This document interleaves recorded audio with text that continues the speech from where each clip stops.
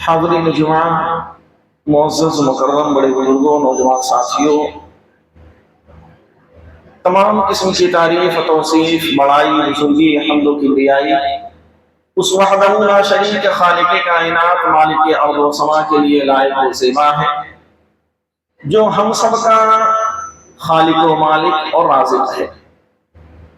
بعدہ درود و سلام کا نذرانہ پیش کرتے ہیں تمام انبیاء کرام، بالخصوص شافی محشر، ساقی کوثر، جناب آمنہ کے لال حضرت محمد صلی اللہ علیہ وسلم پر، کہ جن کے ذریعے سے اسلام جیسی ایک عظیم نعمت ہم تک پہنچی۔ اللہم صلی علی محمد و بارک علیہ۔ حضرات گرامی، آج کے اس خطبہ جمعہ کے لیے جس موضوع کا انتخاب کیا گیا وہ موضوع ہے نبی صلی اللہ علیہ وسلم کے اخلاق۔ انسان اس دنیا کے اندر زندگی گزار رہا ہے، زندگی گزارتے ہوئے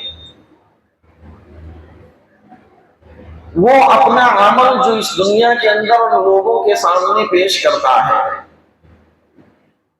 لوگ اس کے اخلاق کے ذریعے سے جانتے ہیں۔ اگر آپ کے اخلاق اچھے رہے اس دنیا کے اندر تو آپ کی زندگی اس دنیا کے اندر رہے نہ رہے،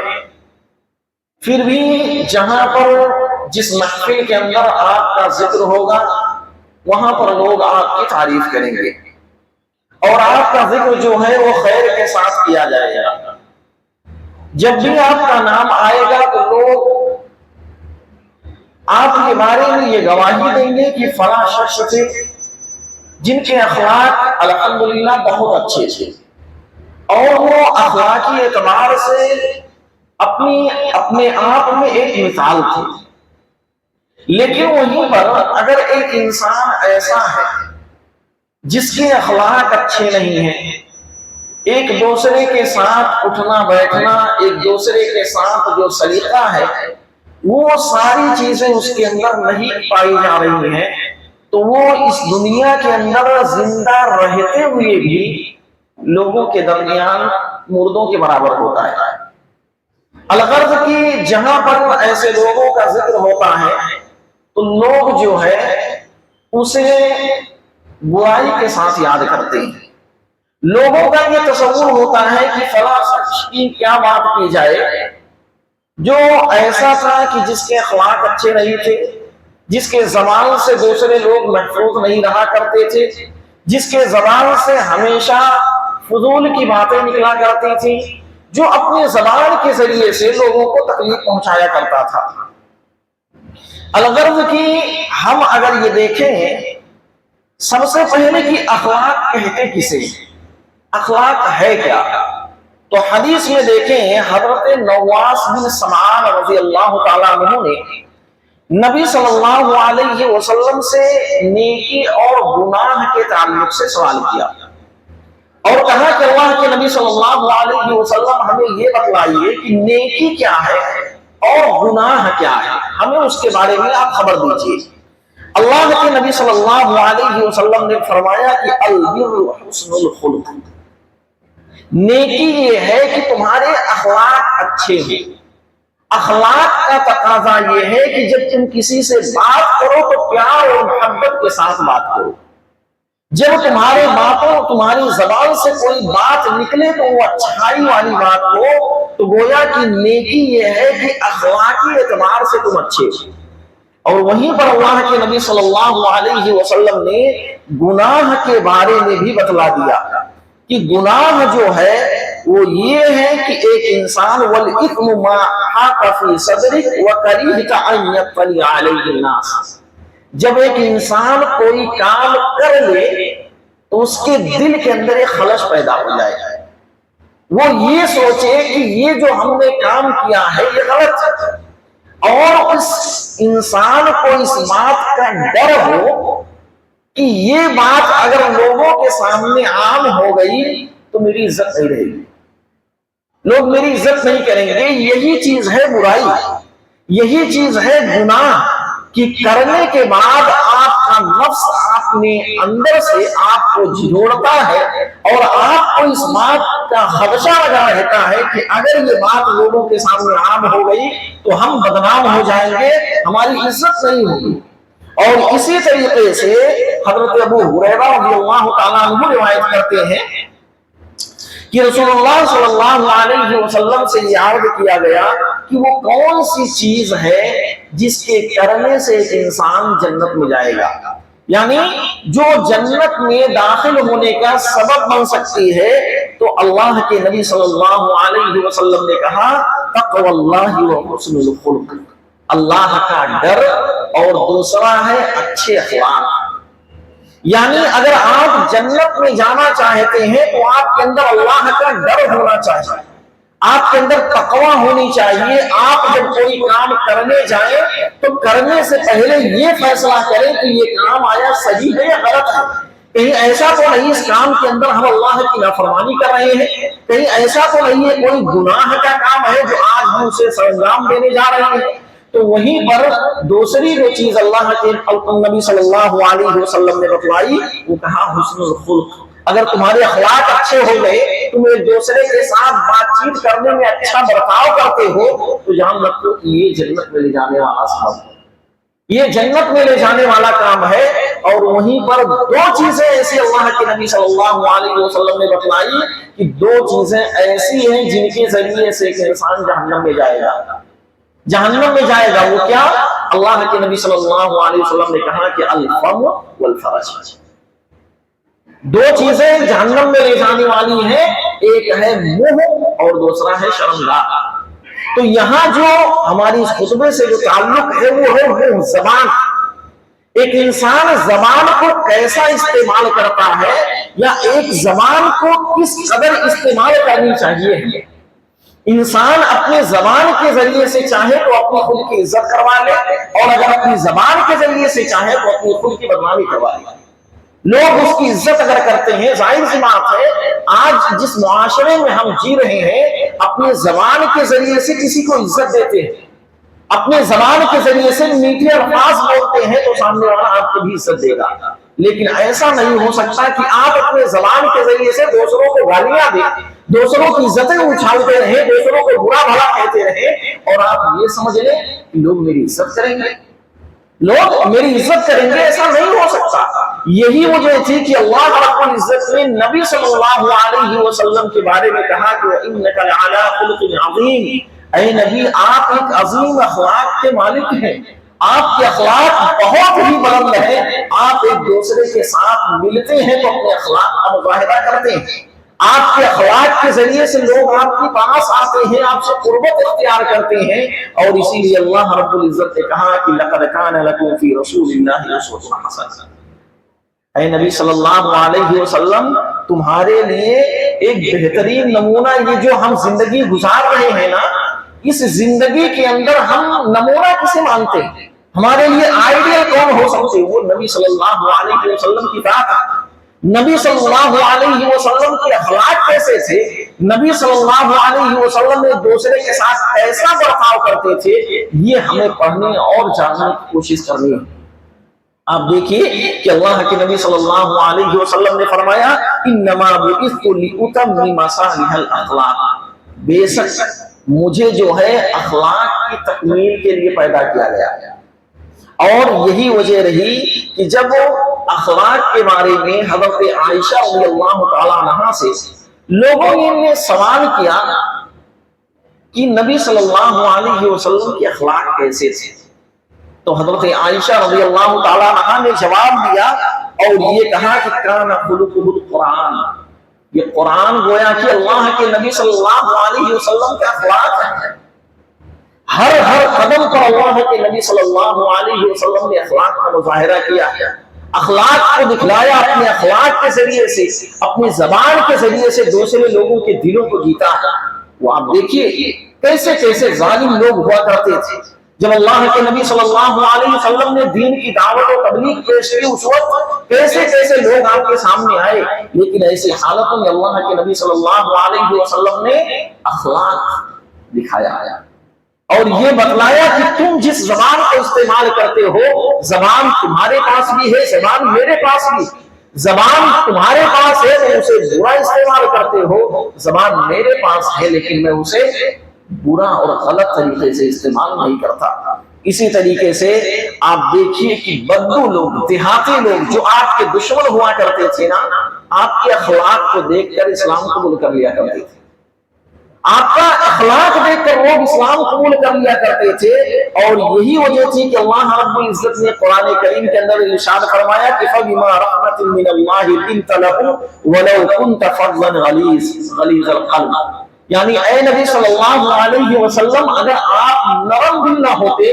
آپ کے اندر نرمی نہ پائی جاتی تو آج یہ جو لوگ تمہاری طرف آ رہے ہیں، دین قبول کر رہے ہیں، اسلام کی طرف آ رہے ہیں، اگر تم ان پر سخت ہو جاتے تو یہ لوگ تمہاری طرف نہیں آئیں گے۔ تو اللہ کے نبی صلی اللہ علیہ وسلم نے اپنے اخلاق کے ذریعے سے لوگوں کو دین کی طرف بلایا۔ بہت مشہور واقعہ نا کہ اللہ کے نبی صلی اللہ علیہ وسلم، صحابہ کرام ہے، بدو دیہاتی قسم کا آدمی جسے کچھ بھی نہیں معلوم مسجد کیا ہے، مسجد میں کیا ہوتا ہے، کچھ بھی نہیں معلوم، آیا مسجد کے اندر ایک کونے میں بیٹھ کر پیشاب کرنے لگا، پیشاب کرنے لگا۔ ایسی حالت میں صحابہ کرام دوڑے مارنے کے لیے، بھگانے کے لیے، اللہ کے نبی صلی اللہ علیہ وسلم نے کہا نہیں، چھوڑ دو اس کو، اس کی حالت پر چھوڑ دو یہاں تک کہ وہ اپنی اس ضرورت سے فارغ ہو جائے۔ ضرورت سے فارغ ہو گیا، نبی صلی اللہ علیہ وسلم نے صحابہ کرام کو حکم دیا کہ جاؤ جہاں پر اس نے پیشاب کیا ہے پانی ڈال دو، گویا کہ وہ ختم ہو جائے گی۔ پھر اللہ کے نبی نے اس بدو دیہاتی شخص کو اپنے پاس بلایا، بٹھایا، بتلایا دیکھو یہ مسجد جو ہے اللہ کا گھر ہے، اللہ کے گھر کے اندر پیشاب نہیں کیا جاتا، اللہ کے گھر کے اندر عبادت کی جاتی ہے، گویا کہ یہ جو تم نے کیا ہے نا یہ صحیح کام نہیں ہے، یہ صحیح عمل نہیں ہے۔ یہ تھا اللہ کے نبی صلی اللہ علیہ وسلم کا اخلاق۔ اگر آج ہم ہوتے، آج ہمارا معاملہ یہ ہوتا کہ زبان پر ہم بدلہ لینے کے لیے تیار ہوتے۔ آج اگر ایک انسان ہمیں ایک گالی دے ہم اسے 10 گالیاں دینے کے لیے تیار ہوتے۔ آج ایک انسان اپنی اس زبان کے ذریعے سے دوسرے لوگوں کے اندر یعنی اس قدر عام ہو چکا ہے کہ ہمیشہ جہاں پر اس کا ذکر آ جائے لوگ کہتے ہیں بھائی اس کی بات کیا کرتے ہو، تو اس کی زبان ہی صحیح نہیں، اس کی زبان ہی نہیں صحیح ہے، وہ جو باتیں کرتا ہے تو ایسا لگتا ہے کہ تیر چلا رہا ہے، اس کی باتیں جو ہیں کھڑے سے تو پھاڑ دیتی ہیں، یہ عالم ہوتا ہے۔ لیکن نہیں، اللہ کے نبی صلی اللہ علیہ وسلم کے اخلاق ایسے نہیں تھے۔ اللہ کے نبی صلی اللہ علیہ وسلم نے اپنی پوری زندگی کے اندر ہمیں یہ سبق دیا اور بتلایا کہ دیکھو زندگی گزارنی ہے تو کیسی زندگی گزارنا، اگر تمہیں اس دنیا کے اندر ایک دوسرے کے ساتھ تعلقات بنانے ہیں، ایک دوسرے کے ساتھ تمہیں اٹھنا بیٹھنا کرنا ہے تو وہ بھی اس کے اندر اللہ کے نبی صلی اللہ علیہ وسلم نے بتلایا طریقہ، اور وہ طریقہ اس لیے کہ اگر تم اس پر عمل کرتے رہو گے تمہارے اخلاق اچھے ہو جائیں گے۔ اسی طریقے سے آپ دیکھیے اللہ کے نبی صلی اللہ علیہ وسلم صادق اور امین تھے، ابھی نبوت نہیں ملی، نبی نہیں بنائے گئے ہیں، پھر بھی اسی مکہ کے اندر جہاں پر لوگ رہتے تھے آپ بھی انہی کے درمیان رہتے تھے۔ ایسی حالت میں اللہ کے نبی صلی اللہ علیہ وسلم کو لوگ صادق کہا کرتے تھے، سچے کہتے، امانت دار کہتے تھے، اور اس بات پر یقین رکھتے تھے کہ فلاں جو شخص ہیں وہ بہت اچھے ہیں، ان کے پاس اگر کوئی امانت رکھ دی جائے تو اس امانت کے اندر وہ خیانت نہیں کرتے، ان کے اخلاق بہت بلند ہے۔ لیکن وہیں پر جب اللہ کے نبی صلی اللہ علیہ وسلم نے اپنی زندگی جب نبوت کا اعلان کیا، نبوت کا اعلان 40 سال کے بعد جب اللہ کے نبی صلی اللہ علیہ وسلم کو نبوت ملی اور آپ نے پہاڑی پر جا کر لوگوں سے یہ گواہی پیش کی اور کہا لوگوں یہ بتلاؤ کہ آج اگر میں تم سے یہ کہوں کہ اس پہاڑ کی ایک جانب تم لوگ ہو، پہاڑ کی دوسرے جانب ایک فوج کھڑی ہے جو تم پر حملہ کرنے والی ہے، تم کیا کہو گے؟ میری بات کی تصدیق کرو گے، مانو گے؟ سارے لوگوں نے ایک زبان ہو کر کہا کہ ہاں، کیونکہ آج تک ہم نے آپ کو جھوٹا نہیں پایا ہے، ہم نے آج تک تمہیں کبھی جھوٹ بولتے ہوئے نہیں پایا ہے، ہمیں سچا جانتے ہیں۔ لیکن جب اللہ کے نبی صلی اللہ علیہ وسلم نے کہا کہ مجھے نبی بنایا گیا ہے،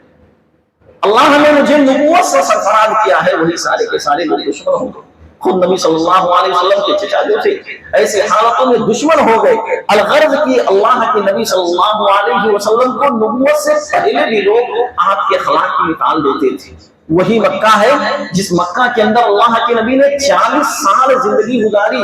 اور سارے لوگوں سے کہا کہ مکہ والوں سنو، ہم نے آپ کے بیچ رہ کر 40 سال گزارا ہے، اور اس 40 سال کے اندر تم نے کیا پایا میرے اندر، کیا دیکھا ہے میرے اندر؟ سارے لوگوں نے کہا کہ ہم نے صرف خیر ہی خیر پایا ہے۔ تو اللہ کے نبی صلی اللہ علیہ وسلم صادق اور امین تھے۔ اسی طریقے سے آپ دیکھیے کہ جب اللہ کے نبی صلی اللہ علیہ وسلم کا عدل کا جو معاملہ ہوتا، وہ ناانصافی نہیں کرتے تھے، منہ دیکھی کسی کی بات نہیں کیا کرتے تھے، حق جو ہے وہ حق بات نبی صلی اللہ علیہ وسلم پیش کرتے تھے، اور ہمیشہ حق کا ساتھ دیا۔ صحابہ کرام جو ہے وہ حق کے ساتھی بنے رہتے تھے، گرچہ ہمارے سامنے کوئی ہمارا کتنا قریبی کیوں نہ ہو، کوئی ہمارا اپنا کتنا ساتھی کی دوست ہی کیوں نہ ہو، لیکن اگر وہ بھی غلط تھا تو صحابہ نے ان سے کہا کہ تم غلط ہو، اور اگر کوئی کتنا بڑا ہم سے دور کا رشتہ دار ہو یا ہمارا رشتہ دار ہی کیوں نہ ہو، اگر وہ صحیح تھا تو لوگوں نے کہا کہ فلاں شخص جو ہے وہ صحیح ہے۔ اسی طریقے سے اللہ کے نبی صلی اللہ علیہ وسلم صابر تھے، صبر کرنے والے تھے۔ آپ کی زندگی میں کتنی پریشانیاں آئیں، لیکن ساری پریشانیوں کو اللہ کے نبی صلی اللہ علیہ وسلم نے صبر سے کام لیا، اور صبر بہت ایسا کیسا صبر ہونا چاہیے؟ اللہ کے نبی صلی اللہ علیہ وسلم کے سگے چچا حضرت حمزہ رضی اللہ تعالیٰ عنہ کو شہید کر دیا جاتا ہے۔ اللہ کے نبی صلی اللہ علیہ وسلم دیکھتے اپنی آنکھوں کے سامنے، اور ایسی حالت میں کہ وہی چچا جن کے کفن کے لیے مکمل طور پر کپڑا نہیں تھا کہ جن کے جسم کو ڈھانک دیا جائے، اللہ کے نبی صلی اللہ علیہ وسلم دیکھتے لوگوں نے میرے اس چچا کو قتل کر دیا، میرے سگے چچا کو۔ آج کیفیت یہ ہے کہ پورا کپڑا میرے پاس موجود نہیں ہے کہ اس کپڑے کے ذریعے سے میں اپنے سگے چچا کو دفن کر دوں۔ صحابہ کرام نے کہا اللہ کے نبی، حالت یہ ہے کہ اگر ہم سر کو ڈھکتے ہیں پیر کھل جاتا ہے، پیر کو ڈھکتے ہیں سر کھل جاتا ہے، نبی صلی اللہ علیہ وسلم ہم کیا کریں؟ اللہ کے نبی صلی اللہ علیہ وسلم نے صبر سے کام لیا۔ ٹھیک ہے، صبر کرو، یقیناً ہمارا بھی وقت آئے گا، ایک وقت آئے گا کہ اللہ رب العزت ہمیں ان لوگوں پر حاوی کر دے گا اور ہم لوگ سر بلند ہوں گے۔ اللہ کے نبی نے کہا ٹھیک ہے، ان کے سر کو ڈھک دو، پیر پر اسخیر نام کی گھاس ڈال دو۔ یہ عالم تھا۔ نبی صلی اللہ علیہ وسلم نے اپنی زندگی میں اپنی بیٹیوں کو دفن کیا۔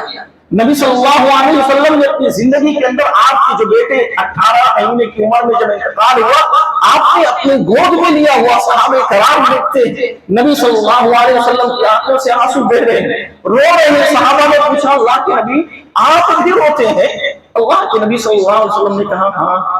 میں بھی انسان ہوں،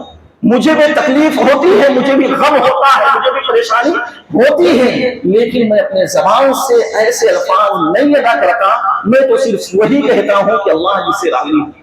اللہ جس سے راضی ہو وہی میں کہتا ہوں۔ اور اللہ کے نبی صلی اللہ علیہ وسلم اپنے 18 مہینے کے بیٹے کو گود میں لیے ہوئے، ایسے حالت میں صبر کیا اللہ کے نبی صلی اللہ علیہ وسلم نے، صبر کا دامن نہیں چھوڑا۔ آج ہمارا معاملہ یہ ہوتا ہے، ذرا ذرا سی باتوں پر ہم صبر کو چھوڑ دیتے، کوئی معمولی تکلیف آئی، چھوٹی موٹی تکلیف پہنچی، ہم صبر کو چھوڑ دیے، ہمارے اندر صبر نام کی چیز نہیں رہتی۔ لیکن اللہ کے نبی صلی اللہ علیہ وسلم نے ہمیں یہ تعلیم دی کہ دیکھو صبر کا دامن تھامے رکھو، اگر تمہارے اندر صبر ہے تو ایک وقت آئے گا کہ اللہ تبارک و تعالیٰ تمہیں غالب کرے گا۔ اسی طریقے سے آپ دیکھیے کہ دعوت و دین میں اللہ کے نبی صلی اللہ علیہ وسلم کو کتنا سراہا گیا، دین کی بارے میں اللہ کے نبی صلی اللہ علیہ وسلم جہاں جہاں بھی گئے لوگوں نے آپ پر کتنا ظلم کیا، کتنا ستایا، اتنے پریشان ہوئے۔ صرف ایک واقعے کی طرف آپ دیکھیے، شہید ابی طالب کے اندر 3 سال تک لوگوں نے بائیکاٹ کر دیا، نہ تو ان کے ساتھ کوئی سامان بیچا جائے گا، نہ خریدا جائے گا، نہ ان سے میل جول کیا جائے گا، ساری چیزیں بند کر دی گئی، بائیکاٹ مکمل طور پر۔ عالم یہاں تک ہو گیا اس روئے زمین میں وہ وقت بھی دیکھے جب اس وقت اللہ کے نبی صلی اللہ علیہ وسلم کے ساتھ چند جو صحابہ تھے، چند بچے تھے، چند مائیں تھے، جن کے پاس کھانے پینے کی چیزیں نہیں تھی، आलम यह था कि भूख पेट के अंदर इतनी लगी हुई थी, सूखे चमड़े को पानी में भिगोते उसे चूसते थे, उसे चूस कर अपनी जिंदगी को गुजारते थे और जिंदा रहने के लिए कोशिश करते थे। आलम यह था कि पत्तों को खा कर अपनी जिंदगी को बचाया। और ये वक्त होता था कि जब वो जिस तरह से जानवर मेघनी करते हैं उस तरह से उनके पहाड़े हुआ करते थे। हालत ये था कि कितनी माओं ने अपनी आंखों के सामने अपने बच्चों को बिलखते हुए देखा, बच्चे बिलख रहे हैं, भूख से तड़प रहे हैं, सारे लोग निढाल हैं। नबी सल्लल्लाहु अलैहि वसल्लम मजबूर है, आज हमारे साथ कोई लेन देन करने वाला नहीं, खरीदो फरोख्त हमसे बंद कर दिया गया। 3 साल तक, 1 दिन 2 दिन 3 दिन नहीं बल्कि 3 साल तक ऐसी हालत में जिंदगी गुजारते रहे। इससे बड़ा सब्र क्या हो सकता है? इससे ज्यादा तकलीफ और परेशानी क्या आ सकती है? आज अगर हमें एक वक्त का खाना ना मिले हम बीवी पर बरस करते हैं, एक वक्त का खाना ना मिले तो हम दूसरे लोगों से जाकर मांगते हैं, भीख मांगते हैं, अपने पेट को भरने के लिए हर वो काम करने के लिए तैयार हो जाते हैं, चाहे वो गलत ही क्यों ना हो, हराम काम ही क्यों ना हो। लेकिन ऐसे आलम में भी नबी सल्लल्लाहु अलैहि वसल्लम ने सब्र किया, सहाबे कराम को बतलाया, देखो ठीक है आज हमारे हालात खराब है, आज हमारी हालत सही नहीं है, लेकिन एक वक्त आएगा कि जब अल्लाह हमें सारे लोगों के सामने सर बुलंद करेगा। और वो वक्त आया,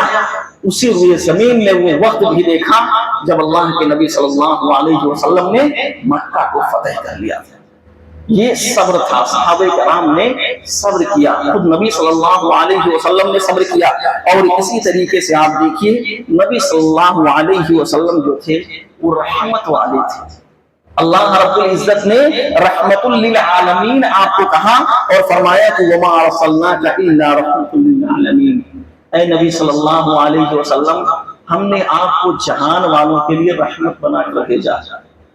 नबी सल्लल्लाहु अलैहि वसल्लम अपनी उम्मत के बारे में कितने फिक्रमंद हुआ करते थे। एक मौके पर नबी सल्लल्लाहु अलैहि वसल्लम ने फरमाया कि मैं अगर ये मुश्किल ना समझता तो ये हुक्म देता कि लोग जब भी नमाज के लिए वजू करें वो मिसवाक करें, और मैं ये हुक्म देता कि वो इशा की नमाज जो है वो ताखीर से पढ़ें। लेकिन मुझे डर है, खदशा इस बात का है कि कहीं ऐसा ना हो जाए मेरा ये हुक्म देना मेरी उम्मतियों के लिए मुश्किल हो जाए, वो परेशानी में पड़ जाए, मुझे इस बात से डर है। इस बिना पर नबी सल्लल्लाहु अलैहि वसल्लम ने हुक्म नहीं दिया। अपनी उम्मत के लिए कितने फिक्रमंद थे, कैसे हालतें अल्लाह के नबी सल्लल्लाहु अलैहि वसल्लम ने गुजारी। आपके चंद सहाबा ने कैसे कैसे दिन और रात देखे हैं, कभी हमने सोचा, कभी हमने तारीख का मुताला किया, कभी हमने सीरत पढ़ने की कोशिश की? नहीं, बस हम इस दुनिया के अंदर मगन हैं, इस दुनिया के अंदर मगन है और ये समझते हैं कि ये दुनिया ही सब कुछ है। और यही वजह रही कि अल्लाह के नबी सल्लल्लाहु अलैहि वसल्लम किसी से बदला नहीं लेते थे। बदला लेने का जज्बा नबी सल्लल्लाहु अलैहि वसल्लम के अंदर नहीं थे। जब भी परेशानियां आई, जब भी लोगों ने सताया, जब भी लोगों ने परेशान किया, हर हाल में अल्लाह के नबी सल्लल्लाहु अलैहि वसल्लम ने सब्र से काम लिया और अपना मामला अल्लाह के हवाले कर दिया। ठीक है तुम मुझ पर जुल्म कर रहे हो, करो, मुझे सता रहे हो, सताओ, मेरे घर से निकाल दिए, मैं निकल जा रहा हूँ, सारी परेशानियां मैं बर्दाश्त कर रहा हूँ, लेकिन याद रखो ये मामला जो है मैं अल्लाह के हवाले कर रहा हूँ, अल्लाह के हवाले है और अल्लाह रब्बुल इज्जत से उसका इंतकाम लेगा और अल्लाह बदला लेगा। तो नबी सल्लल्लाहु अलैहि वसल्लम ने अपने जात के लिए कभी से बदला नहीं लिया। नबी के अखलाक तो ऐसे थे, मासूम बच्चों को, छोटे छोटे बच्चों को रास्ता चलते हुए सलाम कर लिया करते थे। आज हम बड़े लोगों को सलाम नहीं करते। बड़े लोगों को सलाम करने में हमें ये शर्म आती है कि मैं उससे सलाम करूं, वो मुझसे क्यों आकर नहीं सलाम करते, मैं तो इतना शोहरत याफ्ता हूँ, मेरे पास इतना माल और दौलत है, मेरी लोग तारीफ करते हैं, मैं उसके पास जाऊंगा सलाम करने तो लोग क्या समझेंगे, लोग मुझे छोटा समझ लेंगे। ये आलम था। लेकिन नबी सल्लल्लाहु अलैहि वसल्लम ने यतीमों का ख्याल रखा, बच्चों के साथ बच्चे बन जाया करते थे। ये आलम था नबी सल्लल्लाहु अलैहि वसल्लम का। और इसी तरीके से सिर्फ इंसानों के साथ नहीं बल्कि जानवरों के साथ भी अल्लाह के नबी सल्लल्लाहु अलैहि वसल्लम ने खैर का मुआमला किया है। जानवरों के साथ भी अल्लाह के नबी सल्लल्लाहु अलैहि वसल्लम ने फरमाया फइज़ा ज़बहतुम फअहसिनु ज़बह, जब तुम किसी जानवर को ज़बह करो तो अच्छे तरीके से ज़बह करो, ایسا نہ ہو چاہے کہ تم اسے تڑپا تڑپا کر سبھی کر رہے ہو، ذبح کرنا ہے تو تم اسے پہلے باندھ دیے، اس کے بعد پوری تلاش کر رہے ہو، لائیں گے کاٹیں گے تب تک جانور تڑپ رہا ہے، نہیں، بلکہ اسے بھی جب تم ذبح کرو تو اچھے طریقے سے کرو۔ نبی صلی اللہ علیہ وسلم نے یہ ہمیں تعلیم دی، جانوروں کے ساتھ ہمیں کیسا سلوک کرنا چاہیے اس کی بھی ہمیں تعلیم ملتی ہے۔ اس سے اور آگے ہمیں کیا چاہیے اور اسی طریقے سے اگر ہم آگے دیکھتے ہیں تو اللہ کے نبی صلی اللہ علیہ وسلم صرف اپنے لیے نہیں، گھر والوں کے لیے بھی بہتر تھا، گھر والوں کے لیے بھی بہتر تھے۔ اللہ کے نبی صلی اللہ علیہ وسلم کے بارے میں حضرت عائشہ رضی اللہ تعالیٰ عنہا سے پوچھا گیا کہ آپ کی گھریلو زندگی کیسی ہوتی تھی؟ آپ دوسرے لوگوں کے سامنے بہت اچھا اخلاق پیش کرتے تھے، لیکن آپ اپنے گھر کے اندر رہتے تھے، بیوی بچوں میں اس وقت آپ کے اخلاق کیسے تھے؟ حضرت عائشہ رضی اللہ تعالیٰ عنہا کہتی ہیں کہ گھر کے اندر بھی اللہ کے نبی صلی اللہ علیہ وسلم کا وہی اخلاق ہے، اپنے کام خود کر لیا کرتے تھے، بیوی کا ہاتھ بٹایا کرتے تھے، جو یہ سمجھتے تھے کہ یہ مجھ سے ہو سکتا ہے اس کام کو نبی صلی اللہ علیہ وسلم خود کر لیا کرتے تھے، اپنے کام کو کرنے میں شرم نہیں کرتے۔ یہ آج ہمارا معاملہ ہوتا ہے، بیوی کو لوبی سمجھتے، ہم نے خرید کر لایا ہے، میں کوئی کام کیوں کروں، جو بھی کرنا ہے بیوی کرے گی، یہ سمجھ لیا کہ یہ تو ہماری نوکرانی ہے، جو کچھ بھی کرنا ہے وہی کرے گی۔ ایسا نہیں، بیویاں نوکرانی نہیں ہوتی، وہ لوڈی نہیں ہے، تم نے خرید کر نہیں لائے ہو۔ جب نبی صلی اللہ علیہ وسلم نبی ہوتے ہوئے بھی اپنے کام خود کر سکتے ہیں، گھریلو کام میں بیویوں کے ہاتھ خود بتا سکتے ہیں، تم اپنے آپ کو اسی نبی کی امتی کہتے ہو اور تم اس بیوی کو لوڈی سمجھ رہے ہو، غلام سمجھ رہے ہو، یہ سمجھتے ہو کہ جو کرے گی وہی کرے گی، میں کچھ نہیں کر سکتا، میں تو شوہر ہوں۔ نہیں، نبی صلی اللہ علیہ وسلم اپنے اخلاق گھر کے اندر بھی دکھلائے، گھروں کے اندر بھی یہ دکھلایا کہ ہمارے اخلاق کیسے ہیں۔ اسی طریقے سے نبی صلی اللہ علیہ وسلم ایک بہترین باپ تھے۔ نبی صلی اللہ علیہ وسلم نے حضرت فاطمہ رضی اللہ تعالیٰ عنہا کو اکثر کہا کرتے تھے کہ میری بیٹی اپنے آپ کو جہنم سے بچانا، اپنے آپ کو جہنم سے بچا لو، کیونکہ اس وقت میں بھی تمہارے کسی کام نہیں آ سکتا۔ نبی صلی اللہ علیہ وسلم نے یہ تعلیم دی اپنی بچوں کو۔ نبی صلی اللہ علیہ وسلم ایک بہترین شوہر تھے اپنی بیویوں کے لیے۔ نبی صلی اللہ علیہ وسلم کی بیویوں کی باری لگی ہوتی تھی، لیکن جب باری پلٹ کر دوسری بیوی کے پاس جاتی تھی نا تو انتظار کرتی تھی کاش وہ جلدی دن آئے میرے پاس اللہ کے نبی صلی اللہ علیہ وسلم آئے۔ یہ اخلاق تھا نبی صلی اللہ علیہ وسلم کا۔ اور اسی طریقے سے نبی صلی اللہ علیہ وسلم نے اپنی زندگی میں عقیدے کے ساتھ سمجھوتا نہیں کیا، عقیدے کے ساتھ سمجھوتا نہیں کیا۔ لوگوں نے یہی کہا، مکہ کے کافروں نے آپ کے پاس آ کر یہ کہنا شروع کر دیا کہ آپ نبی نہیں مانتے ہیں، ایسا کر لیتے ہیں تم مجھے مان لو ہم تمہیں مان لیتے ہیں، تم ہمارے معبودوں کی عبادت کرنی شروع کر دو ہم تمہارے اللہ کو ماننا شروع کر دیتے ہیں، تم پر بھی مان لے آتے ہیں، دونوں فالو کر لیتے ہیں برابر۔ نبی صلی اللہ علیہ وسلم نہیں، یہ نہیں ہو سکتا، یہ کیسے ہو سکتا ہے کہ میں تمہارے معبودوں کو بھی مان لوں اور پھر میں یہ بھی دعوت دوں کہ اللہ ایک ہے، بلکہ لا اعبد ما تعبدون۔ جب ہم یہ کہتے ہیں کہ اللہ ایک ہے تو ہم اللہ کی عبادت کریں گے، تم جن کی عبادت کرتے ہو کرو، ہم تمہارے ساتھ سمجھوتا کرنے والے نہیں ہیں۔ یہی وجہ رہا کرتی تھی۔ اللہ کے نبی صلی اللہ علیہ وسلم کے چچا کے پاس لوگ آتے، اللہ کے نبی صلی اللہ علیہ وسلم کی شکایت کرتے، کہتی آپ کا جو بھتیجا ہے نا ہمارے معبودوں کو بڑا برا بھلا کہتا ہے، آپ ان سے کہیے کہ تھوڑا سا کم کر دیں۔ آپ کے چچا میرے پیارے بھتیجے کیوں اتنی اپنی مشقت میں ڈال رہے ہو، لوگ تمہارے دشمن ہو رہے ہوں، ایسے حالت میں کیوں اپنے آپ کو دیکھنا چاہے؟ تو نبی صلی اللہ علیہ وسلم نے کہا نہیں میرے سگے چچا، میرے ایک ہاتھ میں سورج اور دوسرے میں چاند لا کر رکھ دیا جائے پھر بھی میں اپنی زبان سے ہٹنے والا نہیں ہوں، میں اس دعوت سے ہٹنے والا نہیں ہوں، کیونکہ میں نے وہ دعوت پیش کی ہے جو اللہ رب العزت نے ہمیں حکم دیا ہے، ہم وہ کر رہے ہیں جس کا حکم اللہ تبارک و تعالیٰ نے دیا ہے، الغرض کہ میں کسی بھی چیز میں ان لوگوں کے ساتھ سمجھوتا کرنے والا نہیں۔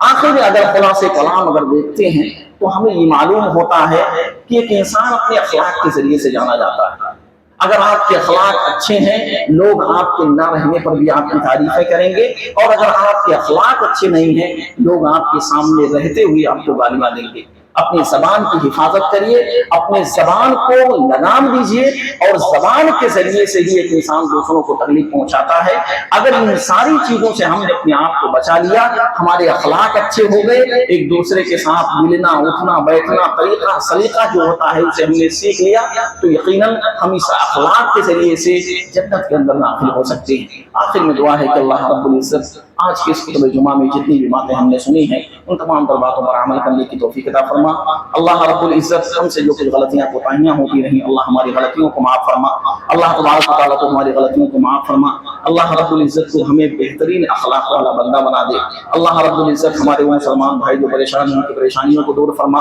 اللہ رب العزت وہ جہاں جس حال میں ہے اللہ تبارک و تعالیٰ تم نے خوشیاں نصیب عطا فرما، اللہ تبارک و تعالیٰ ہمارے وہ احباب جو پریشان ہیں پریشانی کے عالم میں اپنی زندگی گزار رہے ہیں اللہ تبارک و تعالیٰ کو غیبی طور پر ان کی مدد فرما، اللہ رب العزت وہ مسلمان بھائی جو پریشان ہیں اللہ کو غیبی طور پر ان کی مدد فرما، اللہ تبارک و تعالیٰ وہ احباب جن کا انتقال ہو چکا اللہ ان کے قبر کو نور سے بھر دے، اللہ ان کے قبر کو نور سے بھر دے، اللہ رب العزت اگر قبر میں عذاب ہو رہا ہو تو ان کے عذاب کو دور فرما، اللہ رب العزت ہم تمام لوگوں کی جو جائز خواہشات ہیں اللہ اسے پوری فرما، اللہ تبارک و تعالیٰ وہ مسلمان بھائی جو کسی بیماری کے اندر ملوث ہو چکے ہیں اللہ کو انہیں سخت کامل عاجلہ عطا فرما، اللہ تبارک و تعالیٰ جب تک اس دنیا میں ہم زندہ رہیں ایمان اور اسلام پر زندہ رہیں اور ہمارا خاتمہ ہو تو خاتمہ بالخیر ہو، آمین، وآخر دعوانا الحمدللہ رب العالمین۔